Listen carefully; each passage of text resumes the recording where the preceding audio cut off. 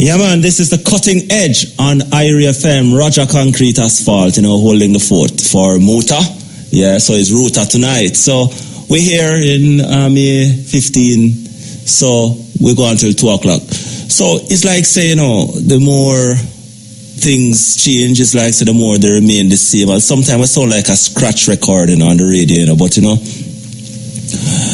students of history know the great civilizations of blacks in the past, and to see where we are nowadays, especially in the last 400-500 years, where we hardly know ourselves.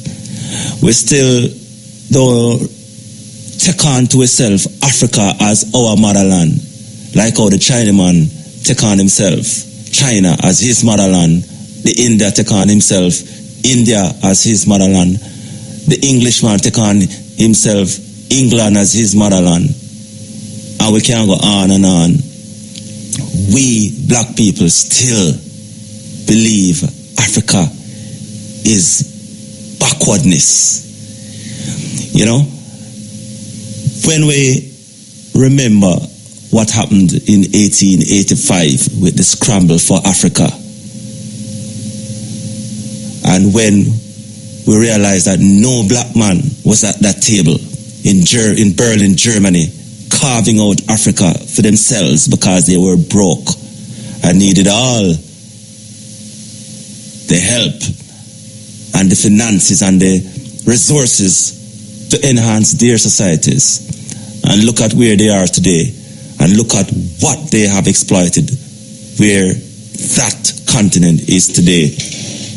We are in a very sad state up to this day, because we still can't put our satellites up in the sky. The one man who tried them killing, which Gaddafi, the man who tried to set up him communications system to go round the established imperialistic system, them kill him.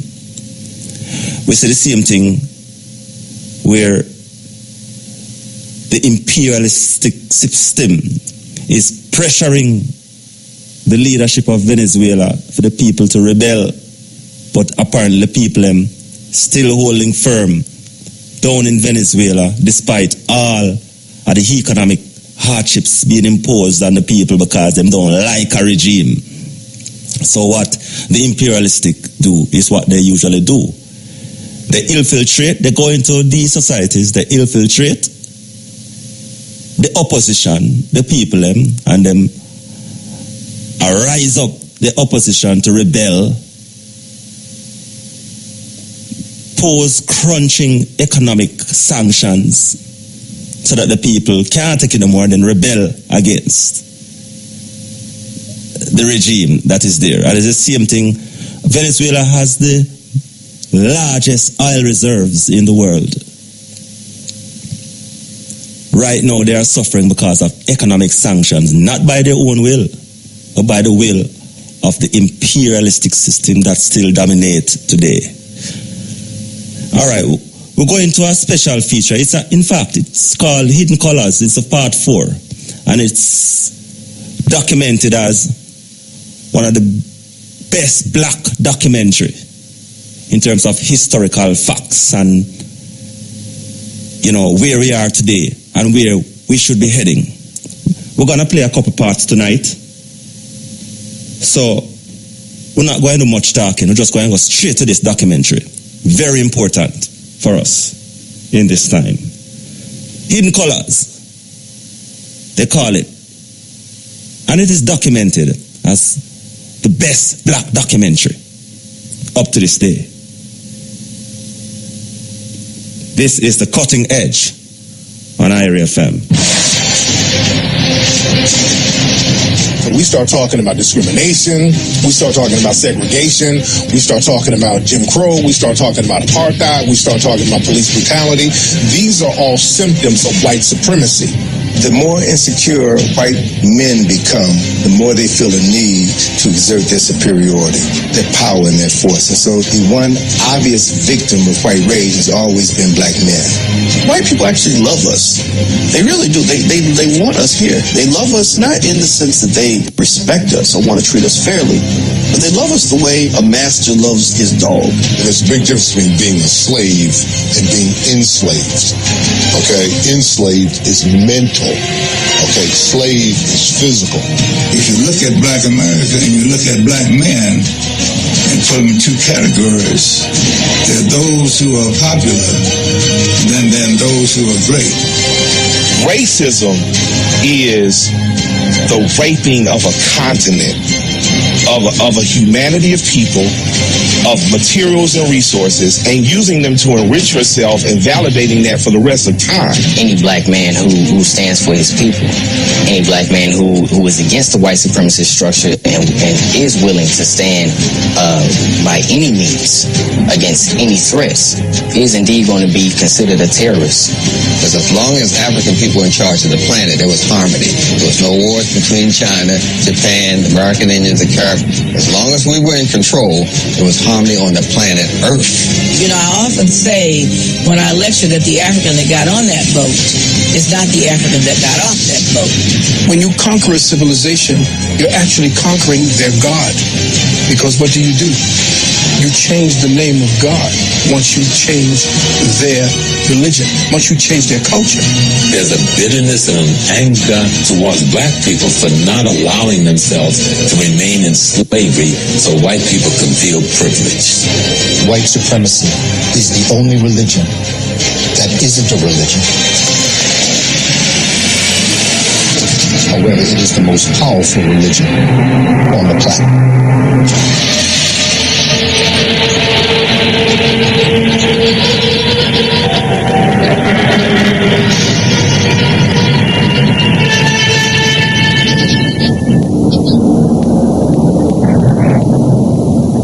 At the Getty Museum out here in Los Angeles, there is a painting, an illustration from the 1400s, Moses defeating the Moors. And in the illustration, you see African people who are the Moors in Europe ruling. They're in a castle and they're battling white Europeans.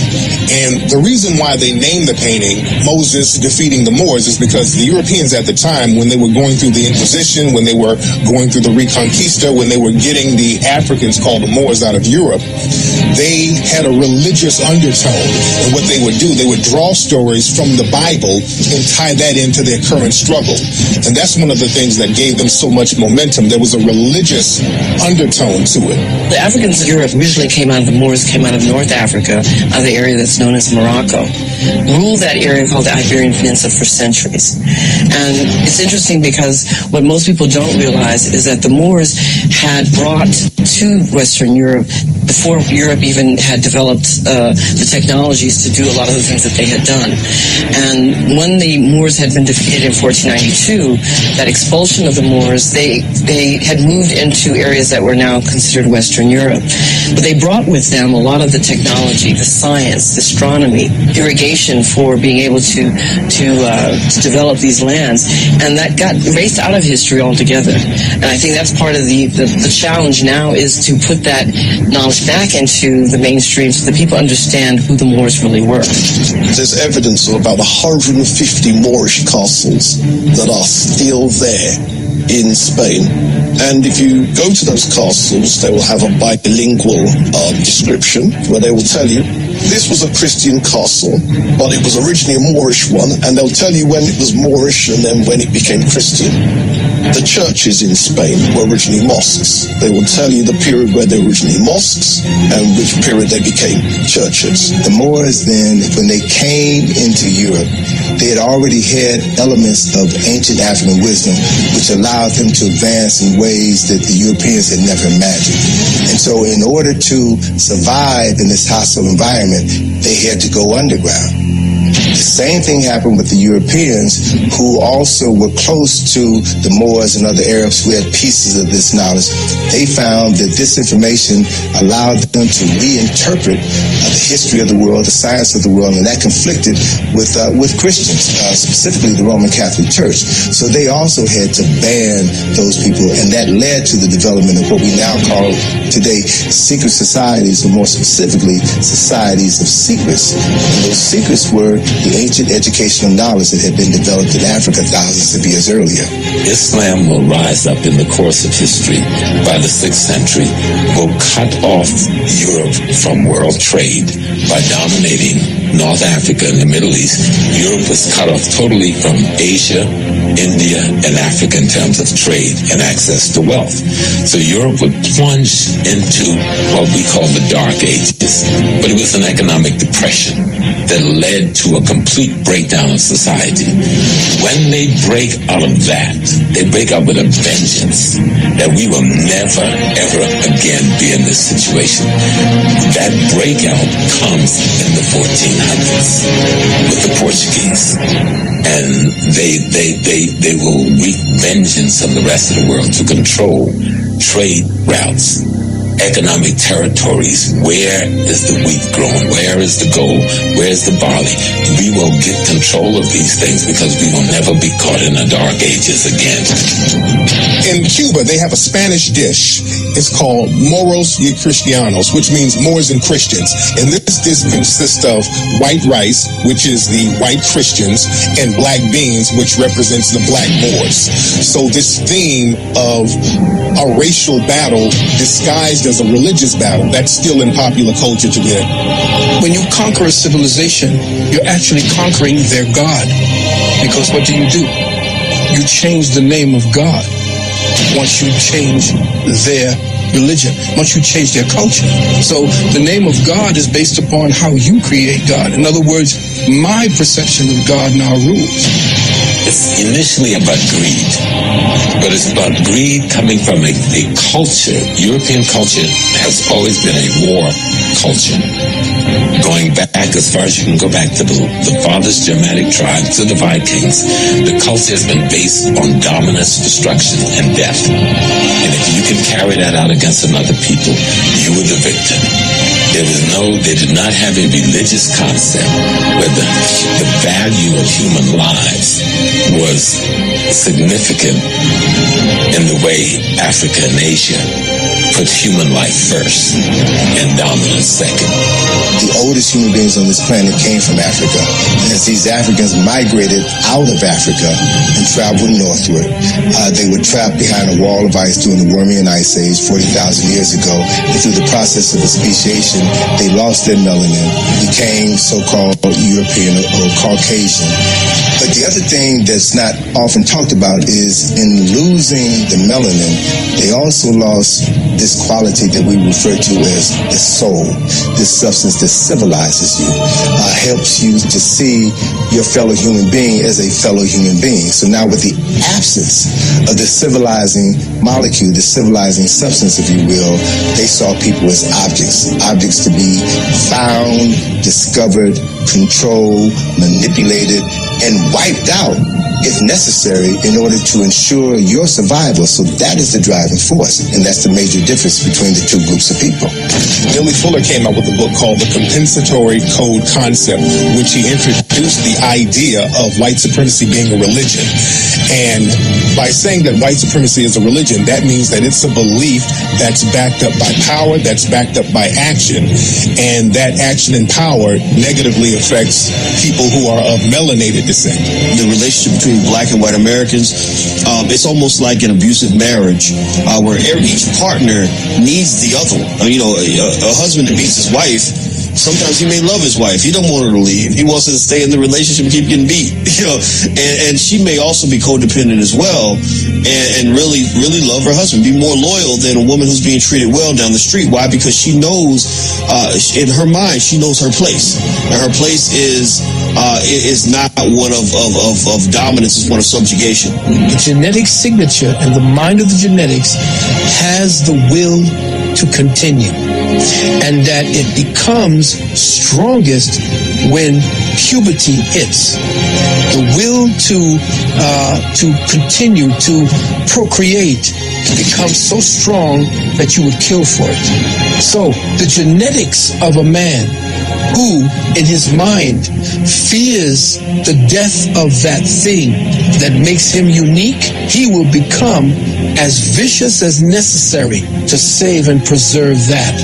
Well, Sheikh Anta Diop teaches us about the the Sun people and the Ice people.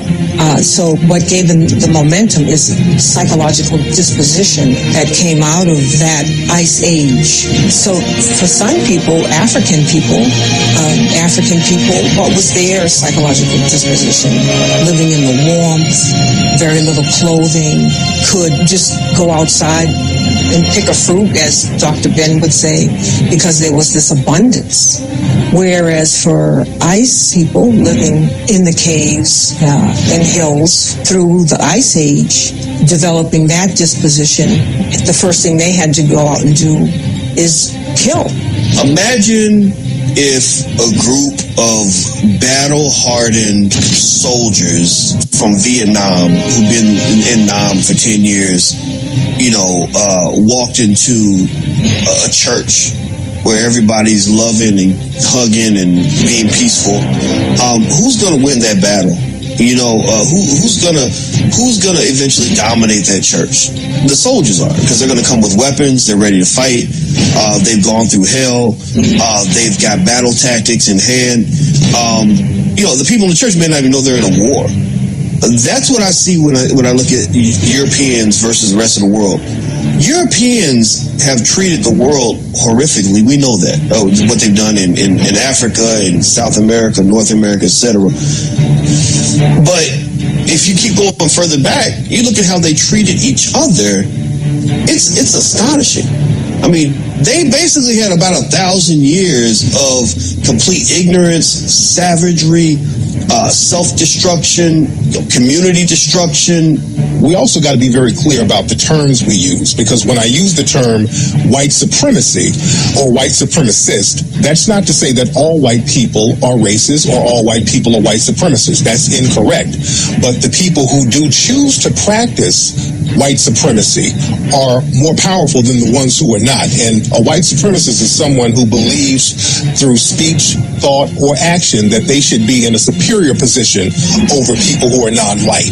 When you're constantly at war, your battle tactics are going to be stronger. You're going to have more weapons and more advanced weapons. So they then take this ideology, as well as this weaponry, as well as this skill set into the world, and they go to places where resources are plentiful. So you're not fighting for territory necessarily in Africa or in North America. Native Americans really were not big on the idea of even trying to own land. Like, no, the land is here. The land's for everybody. The buffalo, there's plenty of buffalo. Just kill what you need, right? So you've got people kind of with this mindset that's not prepared for this sort of, savage, battle-hardened mentality. So it's really easy prey for the Europeans. Well, as it relates to domination on a physical level, as it relates to torture, murder, mayhem, as it pertains to a society that has no order and arrangement, then they would have some form. If you look at the word dominance, they would have the word dominance. The question is, as it relates to honor, integrity, and dignity, is that the type of dominance that you want? If you want to create the type of society that inbred is about to implode on itself because of the nature of the conditions you've put on people, then you would have to use the word dominant. And I would use the word dominant. But if you're looking for the society that I believe is balanced within the forces of nature, then they are not dominant. In fact, they are inferior to the fact, because eventually nature is going to take back what they attempted to steal. You cannot cancel the future. You can only postpone it.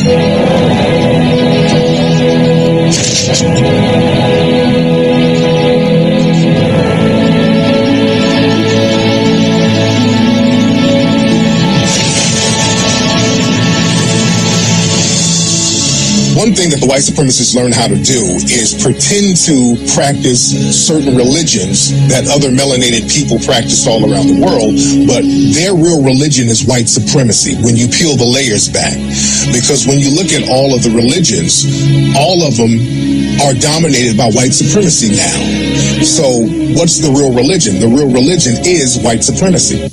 through this religion of white supremacy, the closer you are in complexion to this ruling entity, then the higher you are up in the pyramid. And so when Europeans left Europe and came to America, they had an opportunity now to be higher up on that pyramid. And so once they got here, a poor man in Europe, a poor Irishman, Irishmen were looked upon by Europeans as the niggas of Europe. But they can come to America and they can amass power, wealth, and respectability. As a matter of fact, George Washington, Thomas Jefferson, and those guys, they wouldn't have made it in Europe, but they can come here and adapt that same mentality and then open the door for other poor Europeans to come here and benefit from whiteness.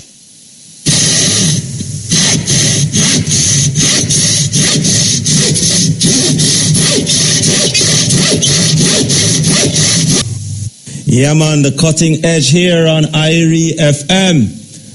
Yeah, we're listening to a very interesting documentary. In fact, it is documented as one of the most successful black documentaries of all time. Of course, there are lots and lots of successful black documentaries, but this one is a very special one, Hidden Colors. So we'll continue with the Hidden Colors here on the cutting edge. So the Rahowa is a term that means racial holy war. It was popularized by a white extremist named Ben Klassen. Now also Ben Klassen, he wrote a book called The White Man's Bible, where he goes into great detail about how to eliminate these so-called mud people, meaning black people. So these white supremacists, they have all types of doctrines and code words and books and paraphernalia and information out here on how to subjugate black people and non-white people around the planet. Christianity that is being reintroduced to Africa is worthless to Africa. The Islam that is being introduced to Africa and used still as a form of slavery in Eastern Africa is worthless to Africa. Africa created all of the world's religions, from agnostic to Zoroastrianism, came out of the mind of Africa. So the idea of the missionary, and this is the piece that we always have to look at, because when they first came to Africa, those of Eurasian descent, they did not come physically. They came spiritually. And when they came spiritually and they got the indigenous peoples to embrace their faith system, then came the teachers that then indoctrinated them from an educational perspective. And after they had your mind and after they had your spirit, the physicalness was only a mop-up operation. Throughout history, people who have been captured have always been allowed to convert to the religion of their captors. But black people have not been allowed to do that. Black people have been trying to do that for the last 500 years. Black people have been trying to convert to what they think is the religion of the oppressor, which is Christianity. But that's not the religion of the oppressor. The religion is white supremacy, because if it was Christianity, the churches that we see today would not be the most segregated places in the planet. Church is the most segregated place in the world. You have black churches and you have white churches. If you're a Christian, there should not be a black church and a white church. There should just be a church. So if we have white churches and black churches, the reason why we have a black church is because we have a white church, and we have a white church because we have white supremacy. So white supremacy must be the real religion. 1822, when Champollion deciphered hieroglyphics, it made it possible for the first time in about 1,300 years that people could now go into Kemet and read the writings, the Medinetra, on the temples or on the papyri. And once they began to read that writing, they began to understand that everything that they had been teaching Christianity is a lie and based on African concepts that had been created thousands of years earlier. In the Bible, they have a Genesis story. And the Genesis story said in the beginning, God was the Word, and the Word was God, and God created the water and the land, and the darkness and the light, and the human, and etc. Well, that story almost paralleled the story in the coffin text and the book of the coming forth by day, which we call the Book of the Dead. They also have a Genesis story, almost word for word, like the Christian Genesis story. So actually, when you look at Christianity, it is a warmed over version of Kemetic theocracy.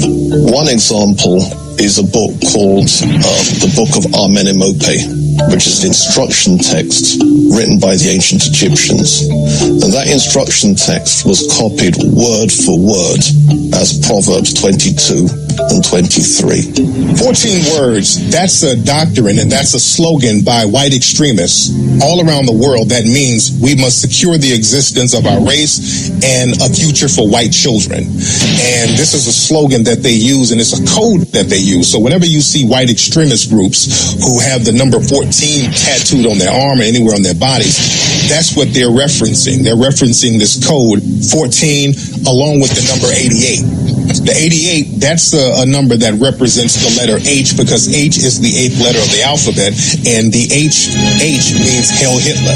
So these are little code words that the white supremacists send to each other. The Bible itself, when you look at the word, comes from the word Byblos. And Byblos was the capital of what we call Phoenicia, which today is Lebanon. And when the Greeks went to rewrite the books of their teachers, the African peoples of Kemet, they went to Byblos to get their paper to write and rewrite the books. And when they did that, the name of the book became the place where they got their paper to buy the book.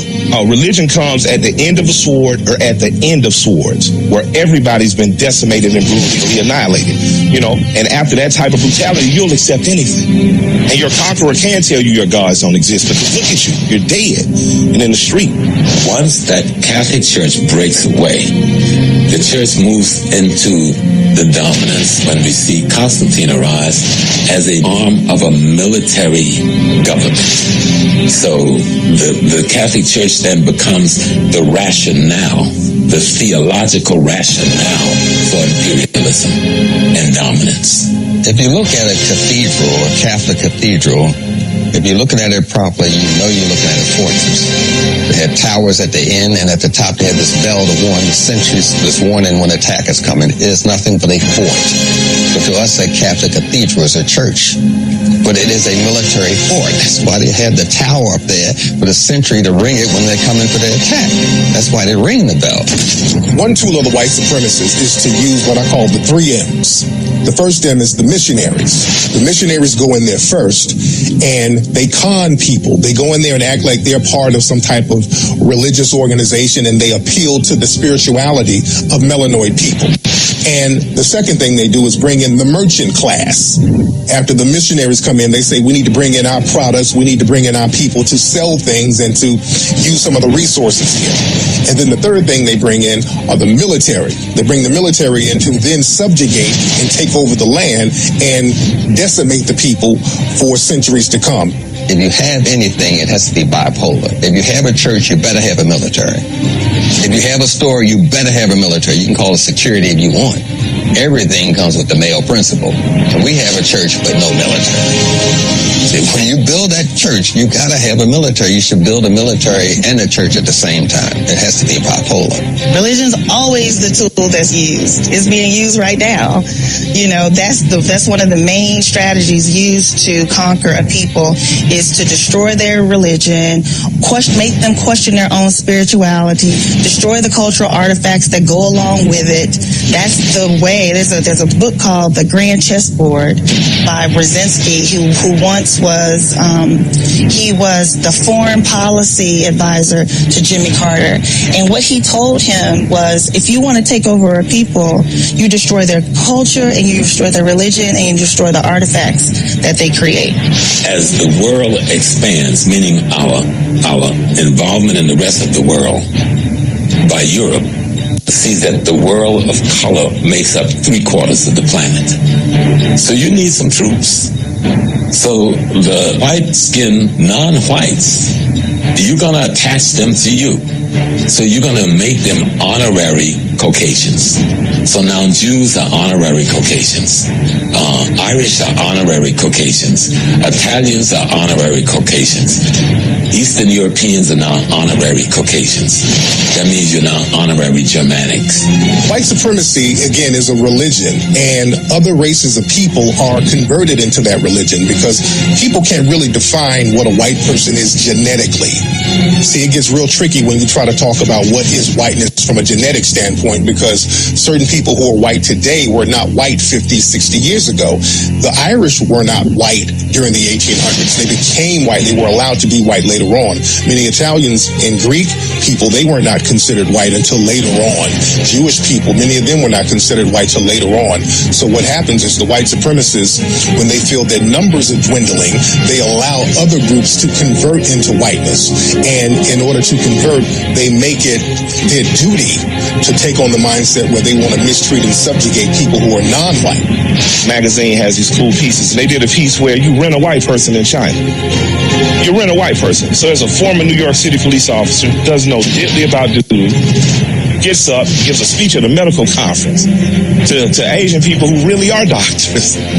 But because he's white and because he speaks proper English, meaning white English, he's always going to have a job. After the 1960s, after 1965 in particular, when black people were fighting for civil rights, the white supremacists wanted to create a backlash against that, so they allowed different immigrant groups to come over to the United States with the Immigration Act of 1965. And one group that they allowed to be the model minority were Asians. We started to see an influx of Asian, Korean, all types of people come in, and then the white supremacists started to hold the Koreans and Asian groups up and say, hey, look at these people. They just got here. They're doing better than those black folks. It was somewhat of a way to shame the black population by holding up the Asian population and looking at them and pretending that they were the model minority, when just years before, Asian people were mocked and subjugated just like other groups. If you look at media back before the 1960s or before the 1970s, they would portray Asian people with glasses and buck teeth and the Fu Manchu, walking around being silly and goofy. If you come from anywhere in North Africa, don't care how black you are Caucasian. Until the 1970s, if you came from Trinidad, you were Caucasian. I remember when I first saw it, an ironic, beautiful lady. I'm working in, I get out in the military, I get a job at the post office. I'm doing mail across this magnificently beautiful sister. So I'm trying to, brother, trying to make a flag. She told me, she don't deal with black folks. She don't speak to black people. So I went, look, what's wrong with you? She said, because I'm Caucasian. And she left the job, went home on lunch, got her passport and brought it back to me. In the passport it said this black woman was a Caucasian. And so the psychology of white supremacy that used dominance and terror and fear, psychological fear, spiritual fear, physical fear, and tyranny to make people become addicted to wanting to identify with them just to feel safe.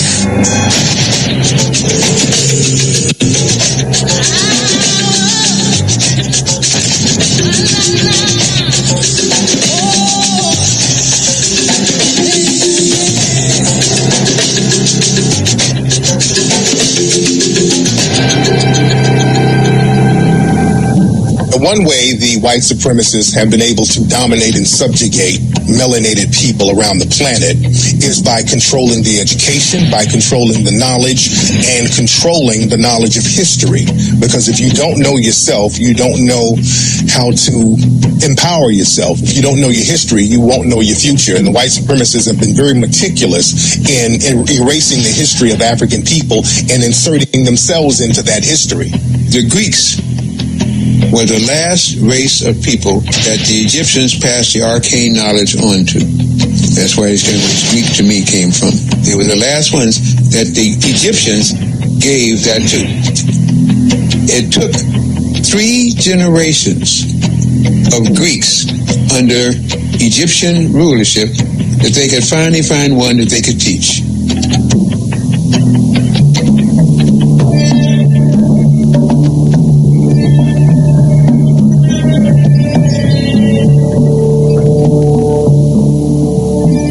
Egyptians call their land Kemet, and they use a piece of charcoal, a burnt piece of wood as charcoal, to symbolize what they mean, the blackest black. In all of their carvings of themselves, they paint their skins dark brown or black. They have white paint, red paint, yellow paint, but they paint themselves blacks. How anyone in the world, with so much information available for the public to see, can even be under any illusions that the Egyptians is even light-skinned? Just when you look at climate and weather, If you go to Egypt, you will notice that the weather is quite hot. And you will notice that it is almost impossible to be able to be outside dressed the way the carvings on the walls are as it relates to the people. Because you would get melanoma before we even knew melanoma existed. So they could not have been depigmented or less pigmented. They have to have been heavily pigmented. So what we have then is various eyewitness descriptions where people visited Egypt and they left an account of the Egyptians in their texts. So what you have is people like Herodotus, who describes them as black-skinned and woolly-haired. Galen, who describes them as having short, black, dry, and brittle hair. Not to mention, as Dr. Clark has taught us, where in the world did they do what they did in Africa? He used to say, are you telling me that Eurasians came out of Europe and built Africa up, but never went back to Europe to develop their civilizations the way they did in Africa? Or does it make sense that it was built up in Africa and it was sporadically brought across the globe to China and to Iraq and to Iran and into Europe, where you have the Stonehenge? Would that make better sense? So the answer is yes, indeed. So caught up with social media that sometimes we can't believe we can really exist without it. But 20 odd years ago, we were doing very much so. Anyway, we are playing another segment of Hidden Colors. This is the Cutting Edge on IRA FM. Roger Haspel here, Concrete Asphalt, it's CM1, holding the fort for Muta tonight. We're going until 2 o'clock. There are a number of segments in Hidden Colors, so we just played a few tonight. Or another time we'll debut, we'll be playing some more. So we'll play the last segment tonight of Hidden Colors here on the Cutting Edge. And of course, we're going to open the lines so we can have a reason here and a reason there. So your time is coming up as well. So we'll play another segment of the Hidden Colors, one of the great black documentaries. There is no question at this point. Many of the artifacts that are on display in many of the Egyptian collections around the world are fakes.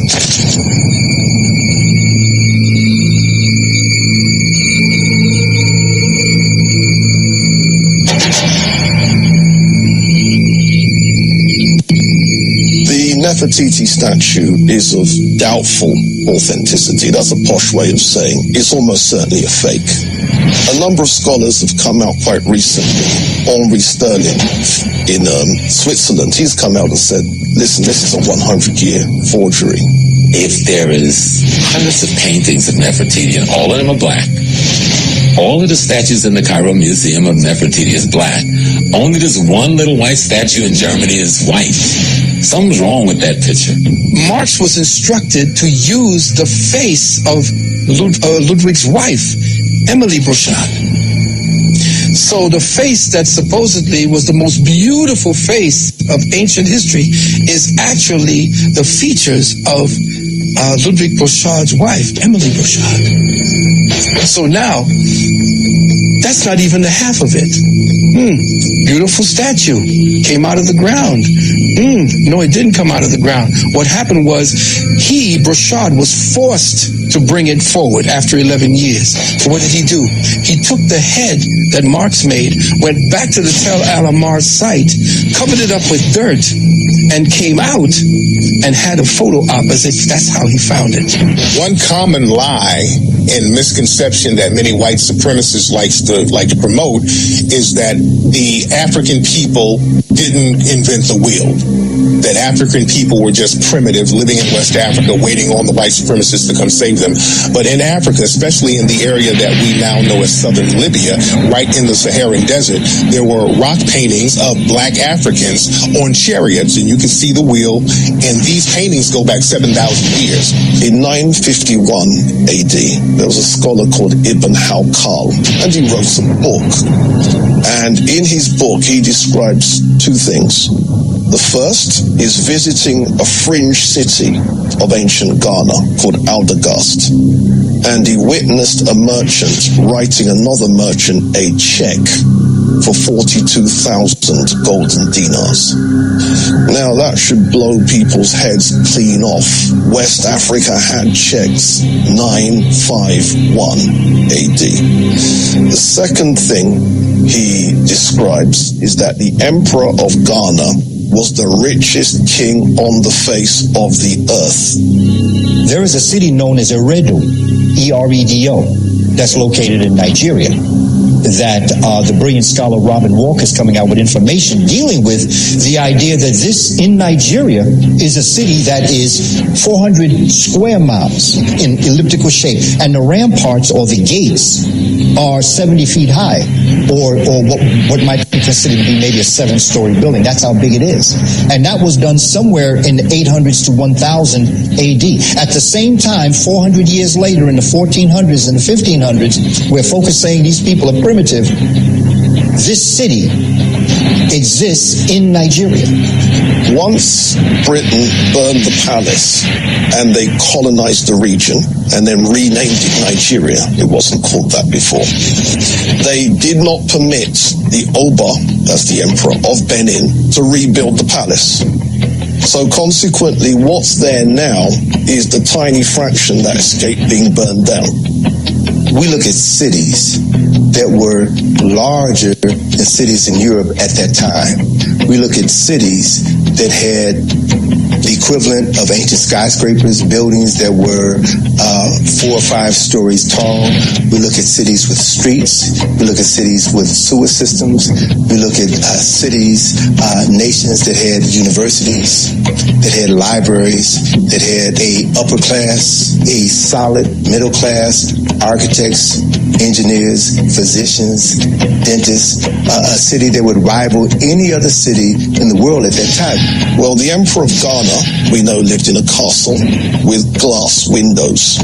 We know this because there's an 1153 AD document that tells us that there were glass windows. We've got Kano in parts of Nigeria. We've got the great Chad Basin civilizations. We got civilizations along the Congo that we don't even talk about.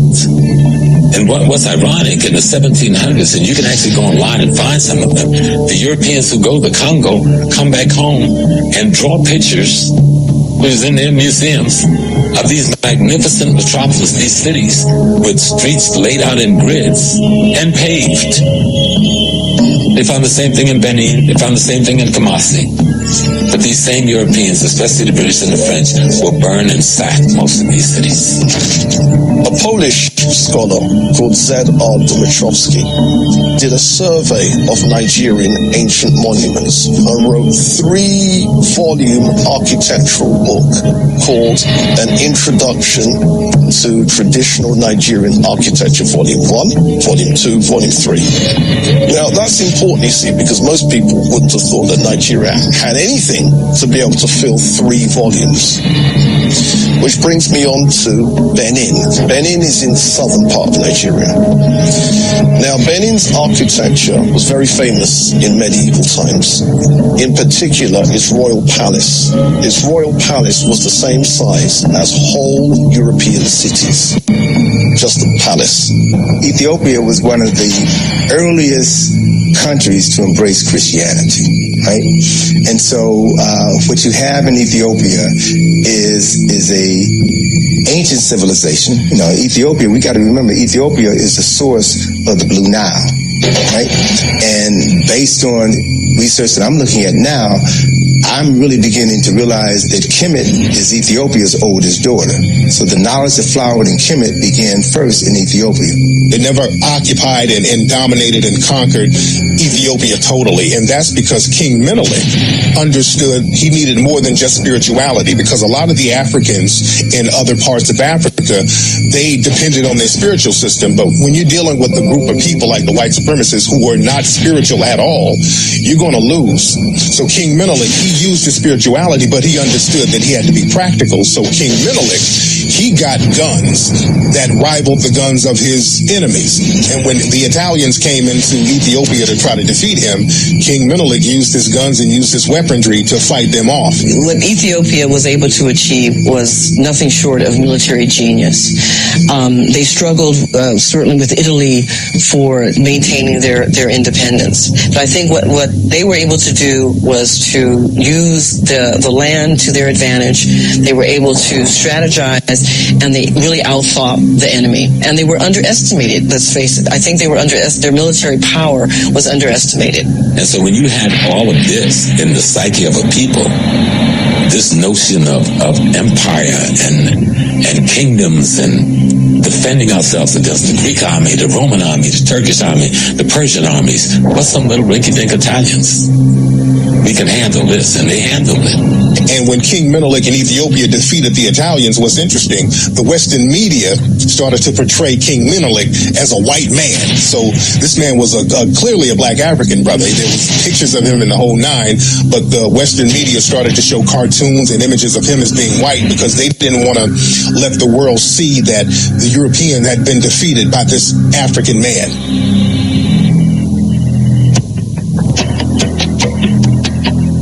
Traditional African religions, particularly the one from ancient Egypt and Sudan, venerated this idea called Ma'at. And Ma'at, roughly speaking, you could translate it as truth, as justice, as righteousness, as reciprocity.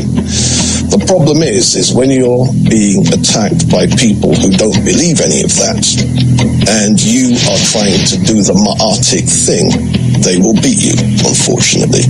And this is one of those harsh lessons that the black community is still to learn. The assumption that another group's view of humanity is the same as ours. The assumption that another group's understanding of divinity is the same as ours. The African moved from the premise that everybody was a brother and thus should be treated and accorded that kind of brothership and brotherhood.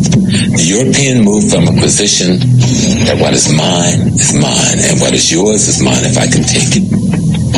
You had a war culture coming in contact with an agrarian culture. The war culture is always going to win because the war culture doesn't put any value on human life. And that means it has no barometer to how much death and destruction it will carry out. People talk about the greatness of Africa, and we see some of the great empires that we had over in Africa. And naturally, a lot of people will say, okay, if we had all these great empires, where did Africa go wrong? There's several situations that happened. One thing that happened with Africa, you had Mansa Musa. Now, Mansa Musa, according to most historians, a West African black man who was a king in the area that we know as Mali and Timbuktu, the wealthiest man to ever live. And Mansa Musa's situation was a gift and a curse because Mansa Musa, he went around the world basically just giving out gold. This man had so much money, he could give money away.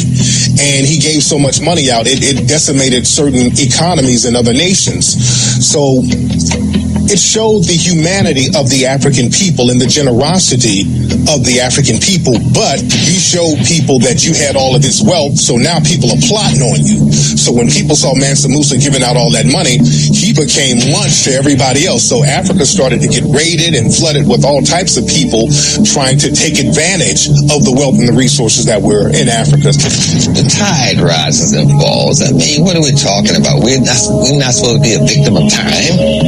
When you're going into Africa, you're going into Africa when it was falling, when it was old and worn out, trying to nurture and educate the East Indians, the Chinese, and the Europeans, trying to help all of these people to raise them up to a higher level, and they wore us out.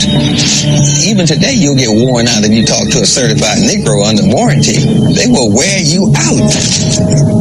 We didn't take military matters seriously. We didn't take warfare seriously. And I'm aware that the propaganda where the West presents such as the Zulus as a highly militaristic nation, unfortunately we needed a lot more Zulus and a lot more people on that militaristic thing, because historically that's where we were weak. I don't know why Nubia failed. Besides, all nations fall. Rome fell, Greece fell, the current empires you're in are going to fall, and superpowers are going to come. So yeah, we failed. Kings died. Other people mishandled money. The same thing that happened with your grandmama inheritance after she died. The same thing. Some of your cousins went and wilded out with it. The other of your cousins took it and created their own little things. The same thing happened, but the question is, how do we create in Israel? How do we create in India? How do we create a Germany? How do we create something for us? Because we need something, you know. Dr. John Henry Clark was like, we're yelling that we want a nation, and it's nation time, and we don't even know how to build a train. The Japanese bought one train, reverse engineered that train, now they're selling trains. Any nation fails is you don't want it to fall again. So ultimately, if I wanted to find out why any black nation failed, I would go to the most recent one, because the most recent one works by our recent standards of governing and governance, and that would be Haiti. Why did Haiti fail? Haiti was sabotaged by France. Haiti was looted, and she was sanctioned globally. Haiti offered any blacks anywhere in the hemisphere, from the Dominican Republic, the United States, if you can escape from slavery and get here, you're a free man, and we protect the integrity of your freedoms. That is what the anger against Haiti was about.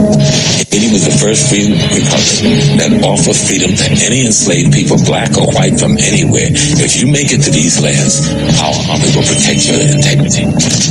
For 444 years of the European enslavement of African people, you had the best and the brightest of African people steadily taken out. And then after that genocide, after that Holocaust, Europeans decided that they were going to go in now after the Berlin Conference and control the land for another 88 years. So Africa has only been free for less than 50 years, but it's still suffering from the ravages of 444 years of slavery, 88 years of colonization. You don't recover from that automatically unless there are plans in place to aid your recovery.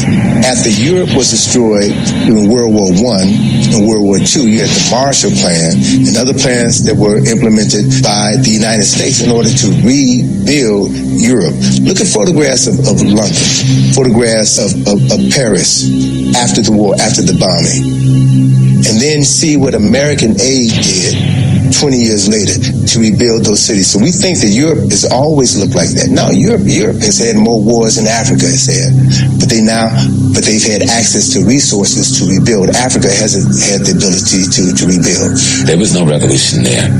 There was no independence granted. All they were done was to make a few Negroes wealthy, and then y'all manage the apartheid poverty for us. But we'll keep all of our banks, we'll keep all of our mines, we'll keep all of our industry. We're not sharing nothing with you. We'll keep the best 80% of the farmland, and you can't even come into our little towns. There are towns in South Africa we don't know the names of. That's the most prosperous, most beautiful places in the world. White folks are retiring from Europe every day, especially the aristocrats going there to live, and they make us think South Africa is Johannesburg. Colonial powers of Europe left African nations. They took everything, even the light bulbs. They ripped up the train tracks. They said, if we're leaving, we're going to make sure that you won't be able to sustain yourself. And they destroyed everything. It's no different than what happened in America after emancipation. When they left, they destroyed all. Guinea is one of the classic cases. They even took the toilet paper. They took everything out of Guinea. And then, from the international marketplace, fought to keep Guinea from ever developing international trade with Europe. Guinea has the largest supply of iron ore in the world. Who do you think control and own it? Some Israeli mega capitalists.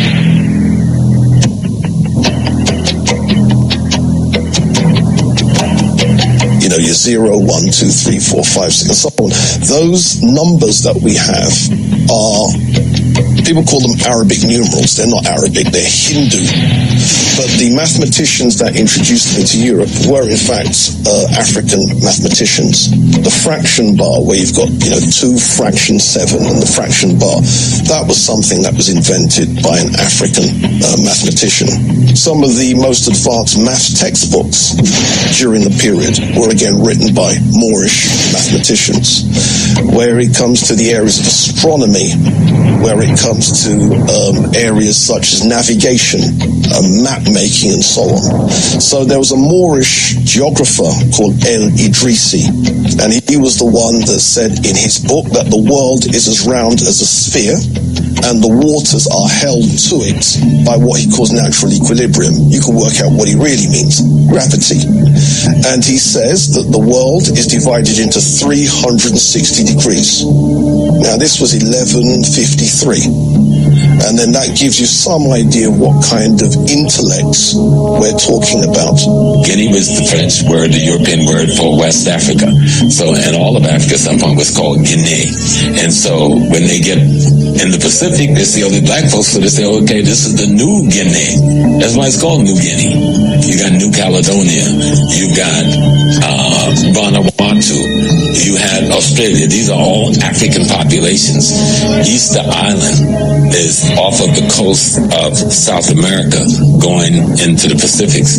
And all of the statues there are statues of African images.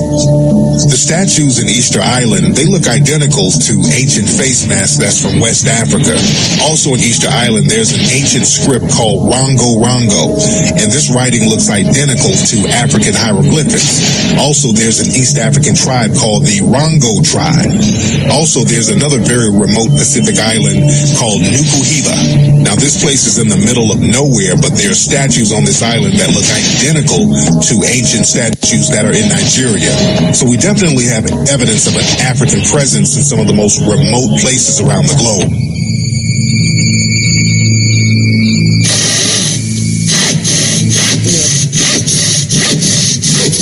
Yeah, man, so what a documentary a short while ago, man. There's so much more out of that documentary, but we can't play all right tonight. So we hope that, some of the facts that were presented were well absorbed. Shows you how disadvantaged we are in terms of what was the disadvantage that was taken on us. All we have to do now, we just have to stand on the shoulders of those who paved the way. And we set the trend for those to come. Because we need to recreate that empire upon which the sun shall never set. So we're feeling, we're going to take your calls, we're taking your calls anytime now. Of course, we're going until 2 o'clock. Yeah, man, yell up to the original Rastaman them, The real teacher them. Yeah, man them from way back when, man. Yes, I respect. Yeah, man, we have some great Rastaman, Yes, man. Some of them still amongst our way. And them that will pass and gone, man. I tell you, man, lay the foundation, man. A little movement that gave birth in Jamaica, which no doubt will be the dominant movement, I'm certain, within another century and two. It's a very dominant movement as we speak, but we don't know, so it's gonna take off. Rastafari. Blessed to the original Rastaman then. Man who bear the brunt, the struggle. Yeah, man, so as we say now, we open the lines now, so we can reason. We have until 2 o'clock, so the lines them free up, so we know all of the conscious ones them out there. First come, first serve. You don't know the thing, go.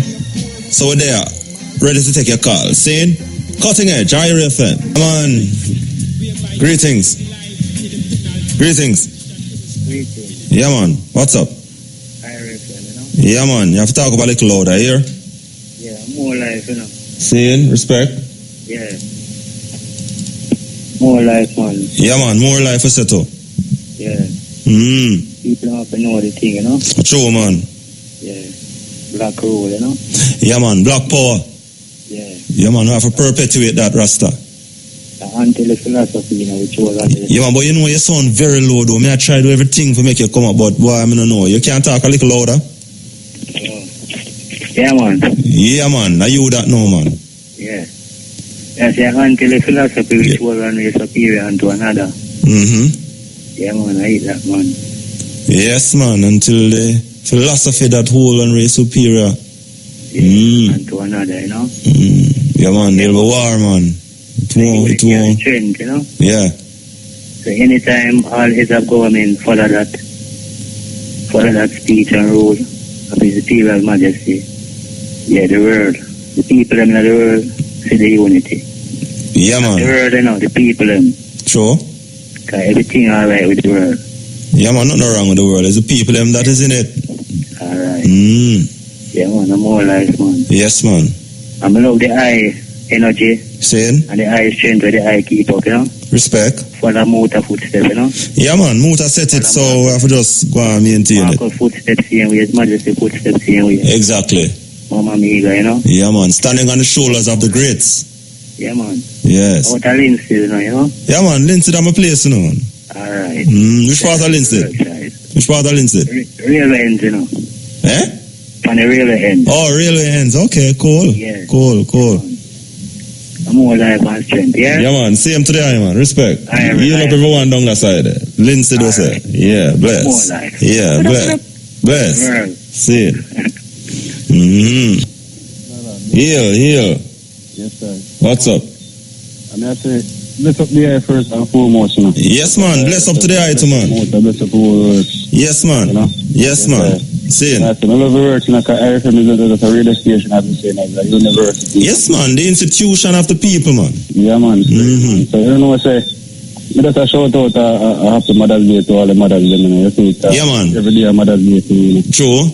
You know what I say? Officially, I just want like 30 seconds to just touch something to Mama, a little poem, you know. Okay. Yeah, man. See him say, my mama, you see it? And I want to say, my mama. Oh, I love my mama. My mama.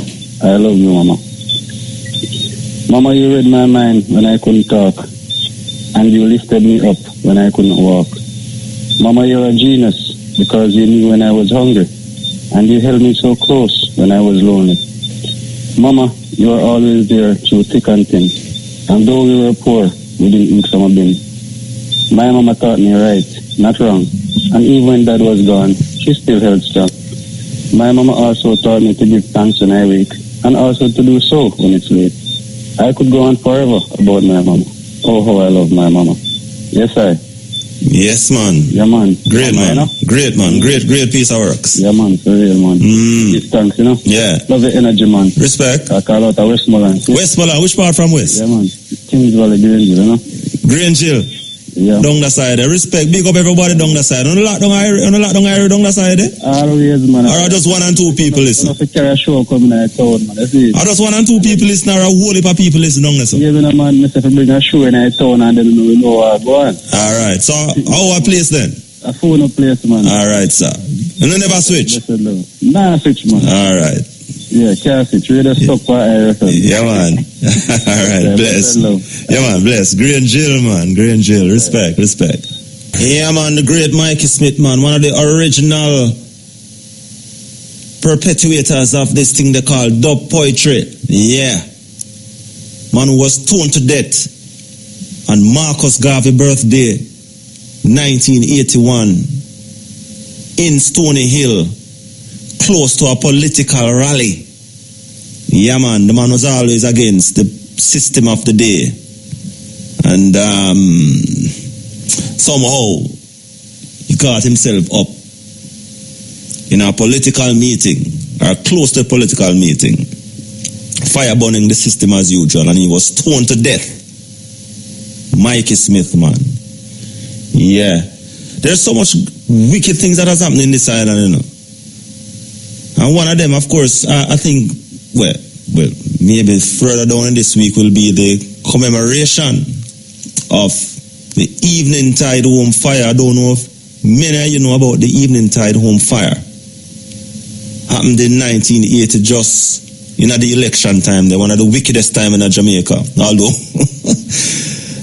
what is happening now in terms of the amount of people who are dead, and them time they did enough, but boy, I tell you now, but certain things remain the same here in Jamaica. Political tribalism. And Evening Tide Home was one of those victims. Evening Tide Home was a home, one of them nursing homes for old people. I know it because I usually go around here. My grandmother usually take me around here because my grandmother was a caregiver around an Evening Tide Home, just at the top of Slipe Road. Yeah, man. When you go up Slipe Road on the bottom of Beachwood Avenue. Them call it Studio One Boulevard now. So right in a little corner there, where you go around and you go around a little corner there, big house. That house, well, it burned down now, but that house was one of the where British soldiers usually stay in the 18th centuries and so on. And over time it became hospice for old people. Old and, people who can't help themselves again. And it was burned down. 165, 140 odd people, to be precise, were burned to death. Old people burned to death. One of the wickedest times in Jamaica. I remember it clearly when I was a little youth. Yeah, man. And it's now almost 40 years. But I will never ever forget it. That always stand out in my memory. And there's a mass grave at the bottom of Hero Circle before you reach the just after you pass the Total gas station and go around before you reach the other, beside senior school, a big long mass grave. They were buried there, and it's now a monument. And we just tell you some wicked things happen in Jamaica, and sometimes some of the things that we are reaching in Jamaica are because of the wicked things them they will do. See? And boy, something happening in this country. So here are some songs of the day that really pay tribute to the Evening Tide Home fire. Yeah, man, Yellow Man singing about Evening Tide Home, man. 1980, man. Never forget it. May 20, soon commemoration. Greetings, good night. Or good morning, any one of them. Midnight, no. Greetings. Yes, good night. Hi, what's up? I'm here. Just listening, calling in to share a few of my thoughts. Yes. I'm thinking about things happening, talking about things that happen in this country. Yes. And I've been saying from the other day that I have never seen things happening by themselves. It's always somebody doing something. True. Whatever is in the individual's mind is what the individual will be able to do. And we know that is our thoughts fuel our actions. Science support that. Right, in terms of them premeditation. Right, so up to now, I never see one gun or one knife walk up one stairs and go kill somebody. True. Never see that yet. So I was thinking of saying it from the other day. So even with quarrels and so, we never see one quarrel by itself. No, true. And even with the children where I get cut off in our country, we never see one rape one child. True. Or so yeah, man, it has to be the human element and the mind, the thought of the individual that perpetuate the action. Right. And a lot of things when we say happen, things are passed down through generations. Yes. The home, which is the first unit in a society, if the things were trained, where the children get from in the home, no right, and even people, because children become adults when they go to a society, at the same homes everybody come from and make up the society, every organization. Right. And also, the negative cultures that we import into our society. Yeah. It will play a great role in messing up our minds, our people, especially with young people. And the other side of it too, I realize we have a disconnect in transferring we imaginations into reality, actual things. Because good things. Yeah, man. I mean the good things. Right. Yeah. So a lot of us we talk, and we have some good meditation, and good thinking, but we translate it transfer it to actual things. Realistic. Yes. Yeah. In an invention and them something there. Why is it we have so much bright thinkers in this country, and yet still when it comes on to production and something that we have to import everything, we have to depend on other people to do, and we there have the resources in terms of human resources, and we have resources in other material and so. That's what the system said. The system said that way. The system said that way, and then we'll buy into it, and we can't get out of it. But as I say, we, and maybe I say we too. If each individual could have say, well, my sister, I can do this and so, and just step towards that, because to wait and somebody else to empower you or the other person, it may never happen, because the greatest prison we can in our mind, and we are walking our imagination. True. And all we do is walk, as Marcus Garvey said, we now walk on just something there. Feet alone. Walk on with brain, upon mind. Walk on mind, man. Yeah. So maybe that just sometimes we listen to the people around us. We are here just feel negative, and something like catch on easy. Yeah, man. It's contagious. Contagious. And then it just become a sore. Yeah, put it to some positive thing, and we have people with brilliant ideas. If we could have found like minds for join together. Yeah, man. Because it cycle need to break. So there's no doubt that we have great mind and great thinkers. It's just how we're gonna get it out for the benefit of society. Right. Because right now, just the negative, just the negative being perpetuated and the negative being pushed, and it have a devastating impact on society. We're society on the brink of collapse, based off of the things that is happening, the killing of our children, the crime, the corruption. It's like the more things change, the more they remain the same. But the change I go start with one person. If he have to see within themselves and just start it have to. All the way have to look into the mirror, because if we don't look in the mirror ourselves, it have to start with ourselves. But how much people know, how much people will reach a stage where they're going to know, they're going to start to know themselves. Because that's the problem, we don't know ourselves. Yeah. I think resocialization through even education, because even though education is not to be formal, but people must be taught and help to see, is a wrong course. With a pen, and somebody needs to help somebody in your own corner where you can, because it's terrible. When you pan a little baby, and you can't think fear hurt the baby there. Hurt it. Tell them there's something wrong with the thinking. If you see a little baby start crying, man, the way I feel it, man. Any baby at all. The way I feel, when I just start to then cry, if it's only the simple thing, I just can't understand how a big human being, big man, or a big woman can just so evil for just look at earth a pitney deliberately to the point where them all kill them. But as we say, you can only rise as high as your mind. You can't rise higher than your mind. You are your mind. Yeah. Or your mind is you. But if your thoughts get lifted, your mind go higher, you will go rise. Yeah, man. You have to elevate. You have to elevate if you're interested into elevating your thoughts. Yes.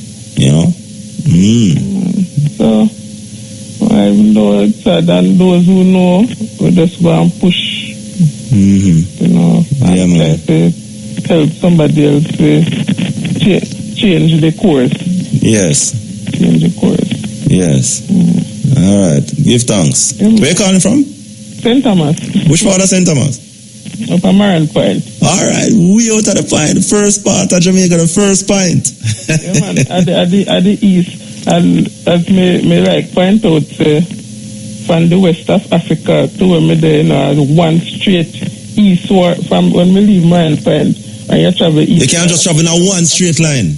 Straight to West Africa. Straight in West Africa from Marine Point. One straight line. Yeah, east. Where see them come from. Yeah, see that? Yeah.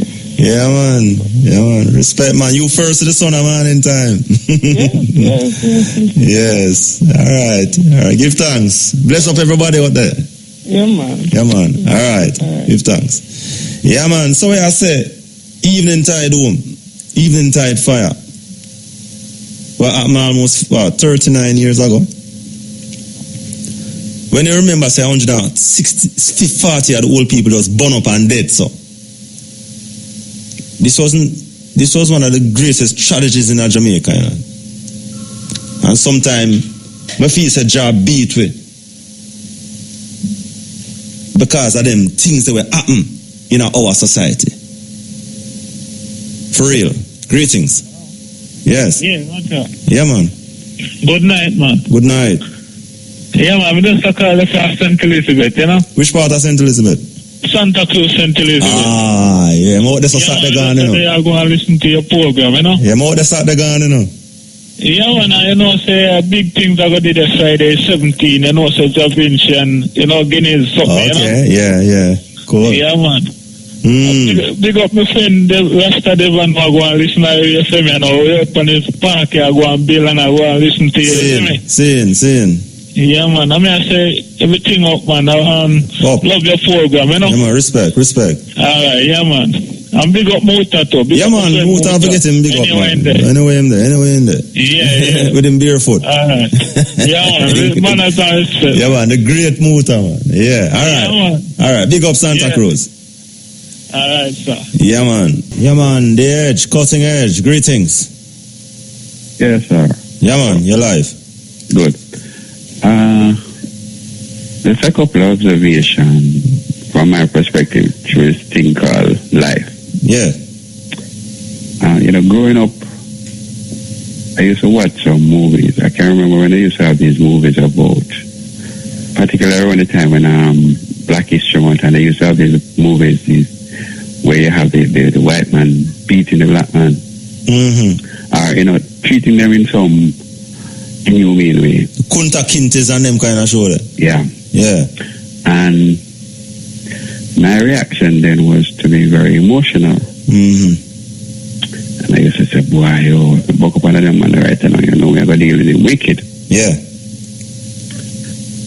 As I grow older, I realize that it is never wise to take an emotional approach in solving most of your problems. It is always best that you be very calm and very in control, because that's how you know exactly how you execute effectively. Yeah, man. So I would want to advise a lot of persons who would have that tendency, younger than myself, because I'm kind of, up in age in a way. Don't get emotional. Make an intelligent assessment of the situation. In other words, make the best of that experience that you have. When you watch it, analyze it. Do a critical analysis of it from back to front. And when you do, then you make a response that will take you from just being emotional, and then that wears off, and a couple of days and you're back to normal. You want to talk about any specific case? You mean in terms of... man, in your reasoning. Yeah, man. In your reasoning, like, say, boy, so I cite an example. Oh, no. I wouldn't, I would just kind of just generalize. All right. Yeah, man, I want to move on to something else. All right, no problem. And I'll go back, let me see it in Jamaica for a while. The Eventide Home Fire, see? Yes.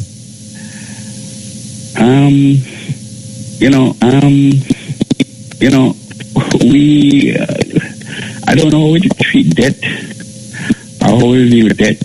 In my personal experience, it is not a reality for me. It doesn't really exist.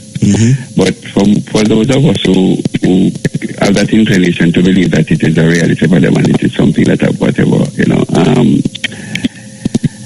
it should be treated with more reverence, because that incident happened, and I can make a comparison with the incident that took place in Tivoli.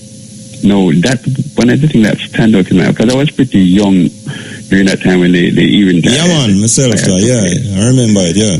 Right, but the theological incident was something that, stand out in my mind. And I said to myself, 78 people dead. Yeah. Well, that's what them say, but is what we feel is more. It was like nothing. Mm-hmm. I mean, we just move on. I mein, there's no memory of them existing. It just, anytime you have a society that deal with things like that, why we are where we are now. Exactly. That's what I'm saying. When these things happen and these cruel things happen, and we not take a stock ourselves, then what we expect? Exactly. What we really expect? No, I hear you, man. The other thing is self-awareness. You can be the brightest doctor, the brightest scientist, and you don't really know yourself, because that is just one aspect of your life. Exactly. And some people we have a lot of way to educate people, especially in Jamaica, that once you're a doctor, you become, it's like you're self-aware, and then being a doctor is self-aware and is knowing self. Mm-hmm. Let us learn to separate the two. True. Right? Because we use education in Jamaica as some form of to keep in arrival. Yeah, we have arrived. You arrive and you keep in. Thing. Yeah. And that's not true. So if education was a mark of being arrived and self-aware, we'd be one of the most advanced people in the world. Yeah. Right?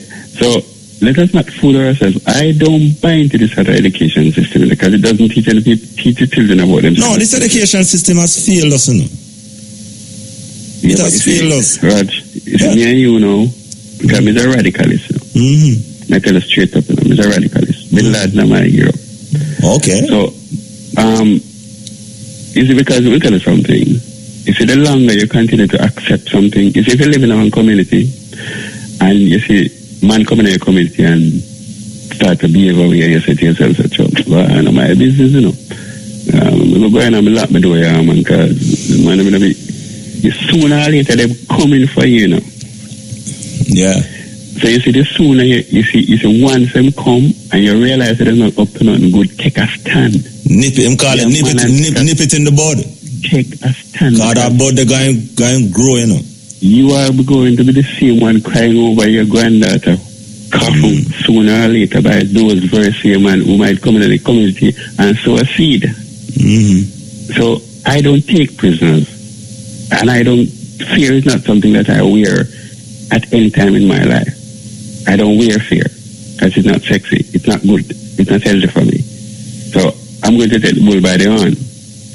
On an international scale, though, with what's going on, particularly with, say, Libya, I hear the touch on it about with what they did to Gaddafi. Yeah.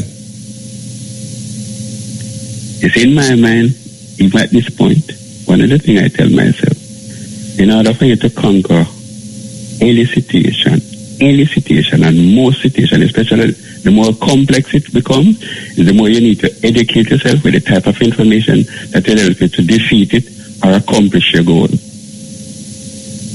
Now, I believe in myself that the thing that has been done to Africa as a place, and Africans as a people,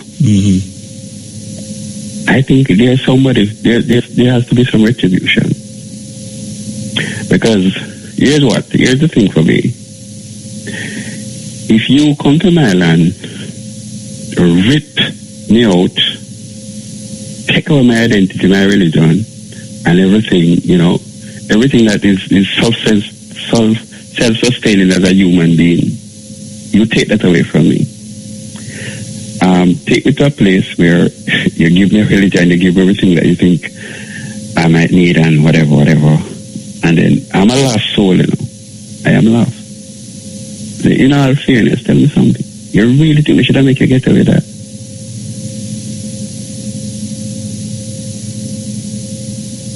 Hello? Yeah.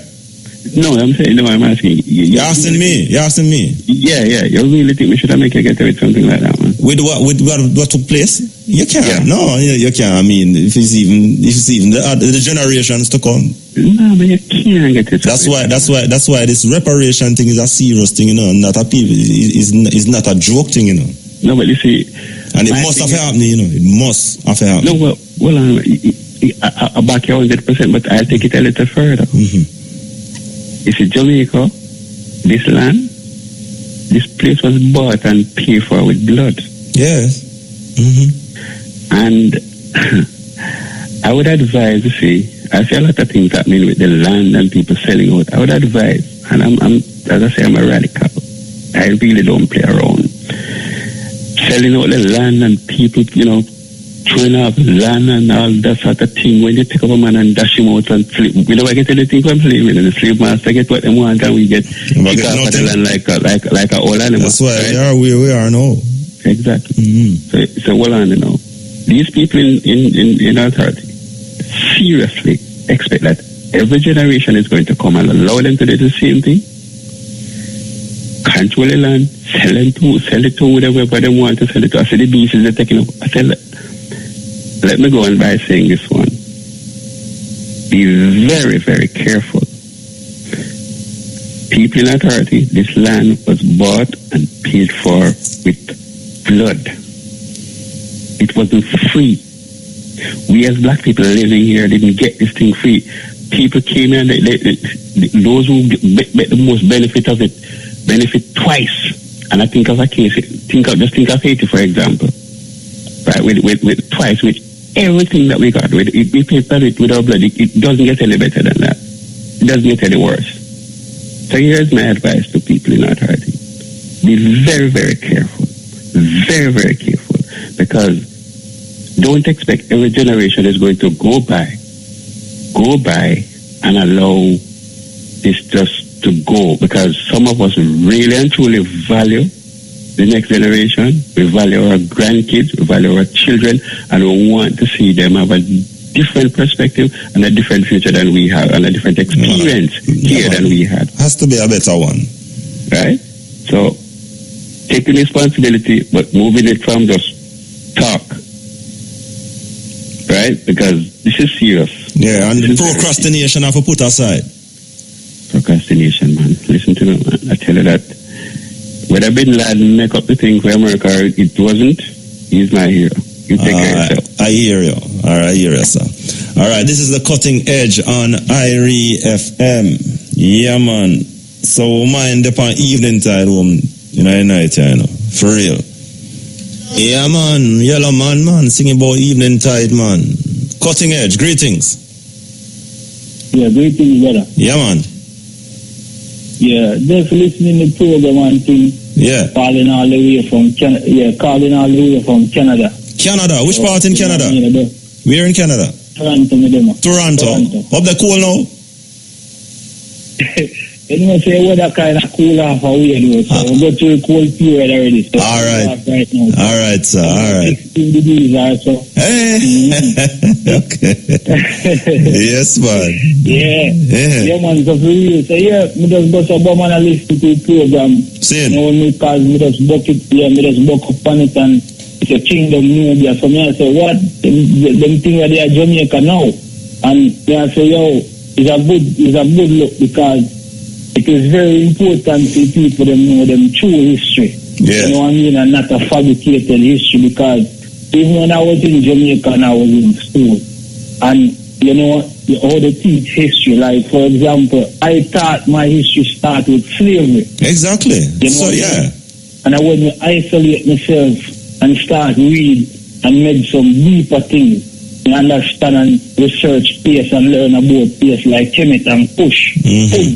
And these ancient places. Yeah, man. You know what I mean? I learn about ancient civilization and great people. Because even when we grew up in school, because I used to be even on school challenge quiz, and when we used to study, and we talk about the father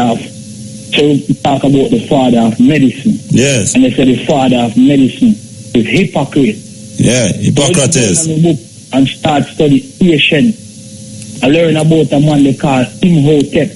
Yes, the first ambidextrous. The first architect. Yeah, man. The one who built the step Mercury in Saqqara. You know what I mean? The first grand lad, the first multi-genius. The man who was so brilliant that he could write with both hands at the same time in different languages. That's it. That's it. That's how Imhotep was. Yeah. You learn about Imhotep, Pressure Shed, all of these great people.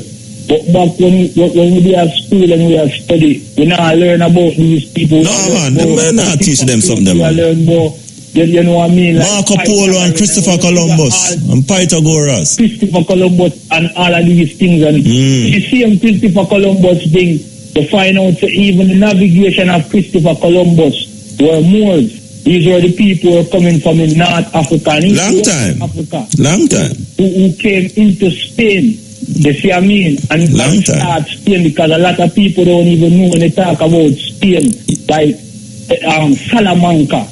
These Moors who came into places like Spain and set up these universities and teach these people and show these people how to do many things. So, you know, when we hear a program like these, we really have to understand that there is something out there bring the history to people where people can open up them eyes. Because when Marcus Garvey was teaching Pan-Africanism, every time I look, one of my favorite saying of Marcus Mosiah Garvey, when you say people without the knowledge of their past history and origin and culture. It's like a tree without roots. And it's true, because we don't have any standing. You know what I mean? More time we're looking at ourselves, and even up here, when you're up here, and sometimes you see Jamaicans and things, and you say, try to teach them certain things, and I try to job at them roots, and I say, yo, Africa, the thing set, you know. You see me enough of them and say, yo, we're not Africa. No, man, them not have time for Africa, man. Think about Africa. You see me, them not have no time for that. And then vice versa. They look for the same continental Africa, them Africans, them were coming from Africa. And you say you're Jamaican and you're African, and they say, we didn't know that. So, if you look, so you know, say it's an educational thing. So the educational system is failing up. Because certain critical things, certain knowledge of the know, self-knowledge of the group and know certain things and can identify ourselves. Because back then we are looking at all these things and everybody face what we are see. Everybody face what we see on our face. But when you can look and know, say, the world's greatest civilization started with you, that proves something to you. If it's even a self-esteem, you know what I mean, that put it to a certain level. So it's really good to know that these things are out there, because the youth have to learn and, you know what I mean, hold up them head. Ladies, the same thing, because in ancient Africa and ancient civilization, woman was the key cornerstone to the civilization. You know what I mean? Women were held in high regard. Matriarch. We need to get back to that thing there. Yeah, matriarch system. So we need to get back to that system there, because when you go to a woman, take on an ancient chemist. You hear them talk about the primordial waters of Nun. You know what I mean? Nut. All these feminine principles, which were basically energy, and these feminine principles and the masculine qualities coming out of them. The women were very important. As a matter of fact, they were the first teachers. You see me? So we need to respect the woman, them, and vice versa. The woman, we need to respect her, because both are equal. As in African society, that's how they do it in ancient Africa. You know what I mean? Even when you look at some architecture, and you see man and woman, many times in that real time, the men or the woman was probably shorter, but when you see they did the architecture, you see them on the same level. They were trying to depict something to who had the eyes to see that both women and men were needed. It's a balanced system, and that balanced system in ancient Africa, they call it ma'at. You see, the balance. But these science are really deep, because take it out, when you're doing a mathematics, you're trying to balance an equation. That's what you're trying to do, you're trying to balance, so we need to create a balance. You see me? So, you know what I mean? When we hear things like this, trust me, it make you know, say, you know what? Changes are coming up. It may be slow, but changes are coming. And we have to try to be the catalyst, we have to drive this reaction. So, we're really happy to hear that. And you man, go and do your thing. And more life and strength. And big up Mutabaruka. You know what I mean? Because everybody know him over here. You know what I mean? So, man, just go and do nothing and enough respect. Yes, you know what I mean? Because a lot of people eyes and heart now open up. And the second thing too, we as people, next thing, we as black people in general, not only Jamaican, we need to stop running away from things. we are free. When we're there in Jamaica, where you go to Obama, you see a black cat, you see a bad luck. You come up here and you have a bad economical depression, a black market. You buy something illegal, is a black market. The Black Friday is black, this is black, that. We need to come out of these concepts. These things are mental, it's a mental psychology. Yeah, man, it's a thing we're designed for. Design. Yeah, it is designed to make you just stay away. Look for ice white. And when you just Obama and slip on the ice, you know, see what they call it up there, they call it black ice. Or ice turn black. So it's just a psychological program we as people need to get out. Yeah, man, the program, man. We're program, so we have to deprogram. We deprogram ourselves. Yeah. And program ourselves in the right way, because we are running away from. Yeah, we are deprogrammed individually. But we're not so strong for the collective. No. Collective is very. That's why we are suffer so. About collective. That's the thing. You talk about collective. That's. You gone? Okay, I can run out of credit. Good reasoning still. Brethren from Canada. Yeah, man, the cutting edge here on Area FM, you know, we still take your calls, you know. Greetings, good night. Hello? Yeah, man, you're live, you know. Thank you very much, Brian. This is Mr. X. Mr. X. Pan-Africanist Marcus Garveyites. Say it. Can I have a request, please? Go ahead, no? Yeah. A song named Save the Children by Judd Dave and Friends. Okay. Besides that, I would like to say a few things. One of the most interesting programs we have in the world, Cutting Edge. Exactly. That me said too. Knowledgeable, and I've been listening to you for a good while now, and I'm running Africa. I would like to meet you one day, but I will have to arrange that. Yeah, man. Our biggest challenge in the world today for black people is a lack of proper education. And until we set the curriculum for everybody, yeah, and we're going to educate all our people to the highest level, it's not your money going to take you to your university or ability. And we're going to set the trend for the world.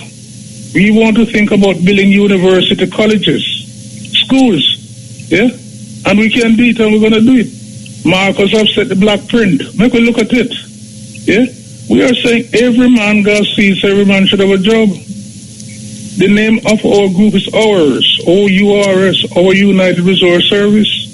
We say our people being united, or it's our resource. What is resource? Your brain power. Develop the brain to the highest level and a service back to our people.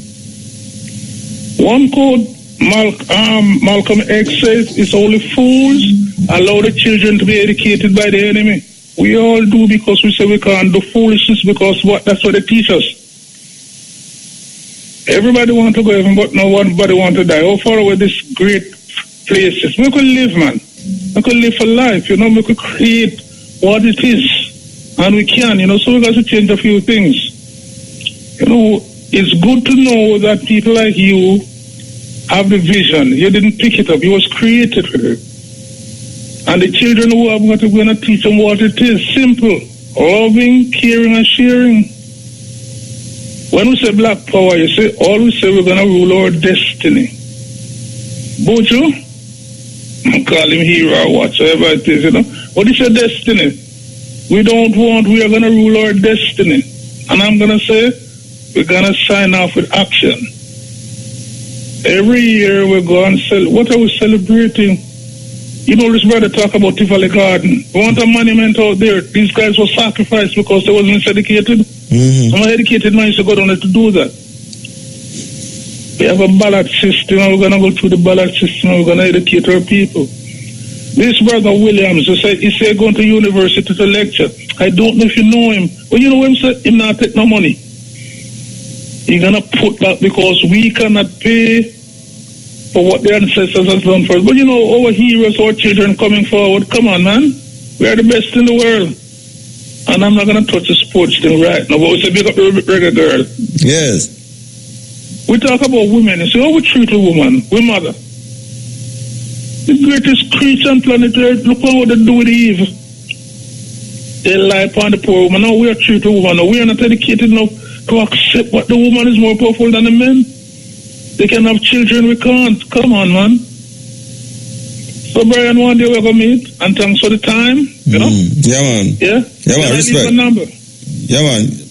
Yeah, my number is 3. Come on, just call, leave it to the operator. Leave it to the operator. Call back, our assistant, broadcast assistant, and she'll... Good, thank you. But the part of it is 347-1015. Thanks very much. Yeah, man. I one day I forgot to sit down, and have a good chat. I agree.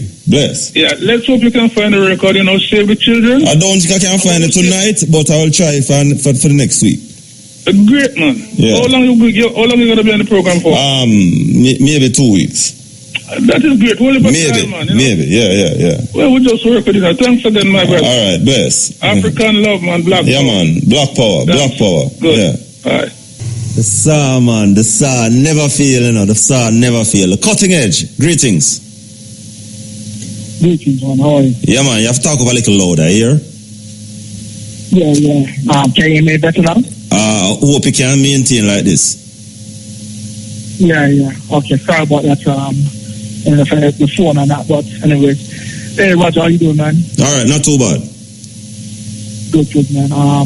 I'm enjoying the program, man. I'm listening to all your callers here, man, and a lot of them are talking about killets, and... Well, I'm struggle for area, to be honest. I'm struggle for area. Let me see if I can get to a higher place. Yeah.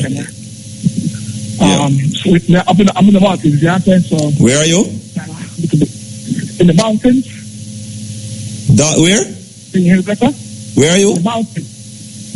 Baltics? Where's the Baltics? No, man.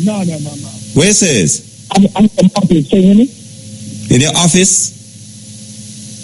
I'm in the mountains. Mountains? Yeah, man. Where? I'm in California. Okay. All right. Go on. Go on and try to work with you. Hello? Hello? You hear me? Yeah, go on, talk. Yeah, man. I'm not in Jamaica right now. I'm in the States. Yeah. Yeah. So when I talk about things, like I talk about a few years ago, I called and talked to Musa about the Zodiac, and people I call and say, what the boy that go to the Zodiac thing? I try to tell them before that the Bible is about the macrocosm and the microcosm. The macrocosm is the heaven. The microcosm is the human being. And the Bible the whole Bible deals with the zodiac of the macrocosm and the microcosm. And people come to me from Thailand Christians.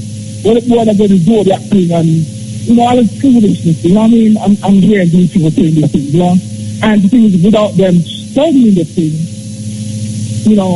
they're ready to jump on my case about me saying about the zodiac. And every ancient book, because I spent a lot of money on books,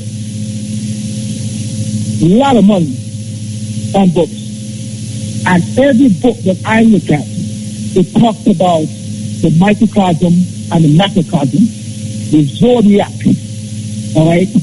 And zodiac came from the word zoology, meaning that this planet is an animal planet. You know what I'm saying? And these, I don't know what they call it, human beings. They are all animals. Every organ that's in every animal is inside of us. So we're just a two-legged animal. And, they call me before, say, boy, me a bald-head, know nothing. That pick me, who's you, all those people they on this radio station without checking it out. Roger, if I come to you and show you something that you've never seen before. It is outside of the circumference of your intelligence, outside of the circumference of your awareness. All right, brother, may I try work with it, but may I struggle bad for area. Bad. I don't know. May I try, but it's not so audible at all. I don't know where there is to affect it. May I hear, boss. Sorry about that. Yeah. Is it better now? All right, so just wrap up now. Give me a summary as to where I say now. Because your line not so good. What I'm trying to say, Bridget, is this. You know, I heard one of the brothers on the line, a couple of brothers before me said this, don't approach a thing with emotions. Yes. You know what I'm saying? You know, which makes logical sense. That brother, I applaud them. In fact, all the callers, I applaud them because these brothers make a lot of sense. Yes. The thing is, if I come to you about something that you have never learned before, in fact, I tell you something, people, to this very day, people don't realize that, okay, there is something sacred that's inside of the human being, which I'm not going to say on this radio station. Mm-hmm. I'm not going to say that till people learn to humble themselves to knowledge. There is something that is inside of us that is birthed every month inside both man and woman. And by the way, man and woman is the same creature anyway. They're just the opposite of each other. And many people don't even understand that. Yeah. Anytime you kiss a man, woman, anytime you kiss a man, you kiss a man and a woman. When you kiss a woman, you kiss a man and a woman. Because both of them are inside of each other. All right, thanks for the knowledge here. Thanks for the knowledge. We're off a run. We have struggle for area, bud. All right? No problem. Thank you. All right. Yeah, man. Cutting edge here on IRE FM. We are almost in the home stretch of the program. We have been here from 10 o'clock. Black consciousness. Yeah. Here's a Rasta man I beg you to stop the fussing and the fighting, Rasta, but boy, I don't know when we are going to stop it. Greetings. When you come, man. Yeah. Yeah, man. Y'all listen to radio, man. Yeah, man. Yeah, you're clearly the radar. Yeah, go ahead. No, go on talk. Greetings, radar. Greetings. You know, it's my personally, I talk on the program for years. Yeah? See it? Respect. You know, it's a vacation with the pan of the work. Go 2 weeks vacation. What was my work still? Okay. Which part you there now? Where you live? Exchange. Oh, up the road or so. Yeah, man, you had a tremendous work. I love educated people, you know? Yeah, man. Respect. Give thanks. I'm mother to all the mothers. Yes. And I can and all the fathers will be mothers as well. Right. And I heard the minister of health talking about sickness. But he said that they have a limit of Rastafari. They are doing to the children. You know? Jamaica is a basic place for that. Yeah? But the politician and minister don't care after that. We leaders mind warp, man. It's gone far.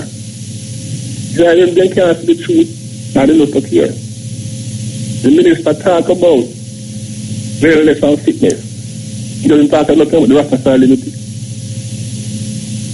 All the meat that come in the country, they don't live the GMO and art. But this radio station, I tell you, man, number one. Yes, man. Number one, I love it. Mm-hmm. And continue to do great work. Yeah, man. Yeah, man. I agree. I mean, we have to find a way in terms of Rastafari liberty, in terms of even, you know, the conscious way of thinking. I'm about it, you know. Yeah. We understand what you say, but I mean, it's true. I mean, in terms of what we consume is what sending us quickly to our graves, you know. Yeah, definitely. And there are certain things now that we need to adapt. We need to adapt, you know, everyday lifestyle. Where that's why Rastafari is so important, because Rastafari come and them teach the nation. It's up to you if you know take heed to some of the teachings, and some of the teachings are so important in terms of even our heat, you know, and our natural liberty. Natural liberty, because we put everybody come back out, you know. Yeah, so food can be medicine, can be a poison. yeah, so these things do help, you know. Yeah, the Orthodox Rastafari lifestyle. Yeah.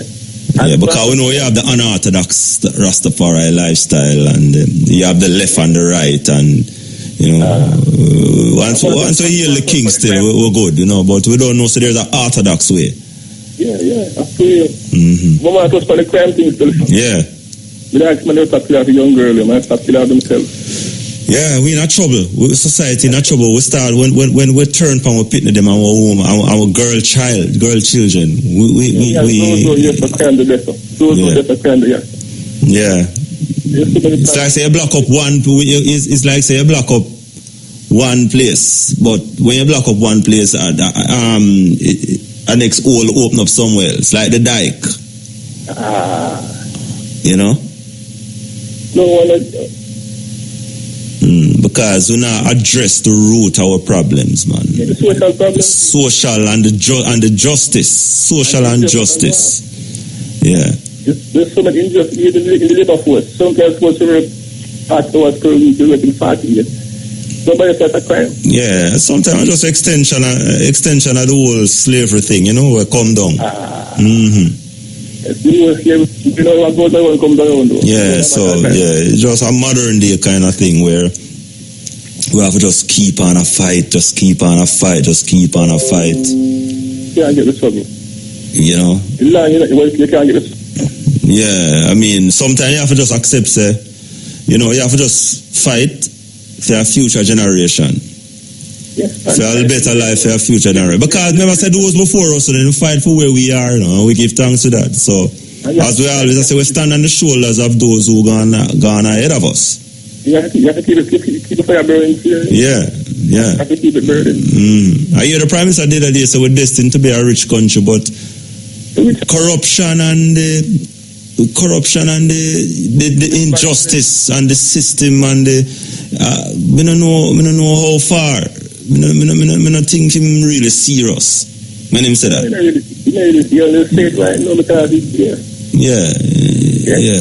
Yeah.